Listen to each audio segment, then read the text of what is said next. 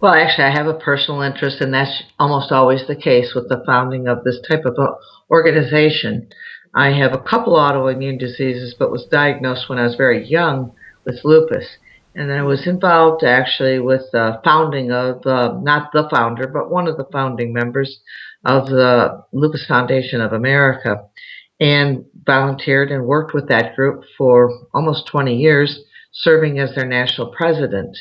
But actually, from that perspective, I began to see that there needed to be much more coordination among all the autoimmune diseases, and that they really were a disease category. And as a disease category, even though many of the individual diseases, and there's more than 100 of them, are rare, collectively,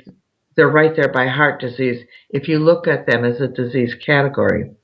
And they should be looked at as a disease category because they share a common disease pathway in that your immune system attacks your own self, and that's autoimmunity. And then they also share a genetic background. We have found in more recent years that they do run in families. So, from the perspective of being president of the Lupus Foundation and then looking at my own family, which happens to be a very large family, with multiple autoimmune diseases, I could not understand why research wasn't directed more at the cause of autoimmunity, why there wasn't more coordination, why there wasn't even an autoimmunologist, and and that these diseases were connected because I had several autoimmune diseases in my family. So even though I had lupus, and I had a couple sisters that had lupus, and an aunt that had lupus, I also had two brothers with severe psoriasis, and nieces and nephews with Crohn's disease and autoimmune liver disease, celiac disease, autoimmune eye disease,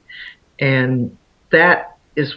that was the passion between the passion to get the word out that these diseases were in fact a disease group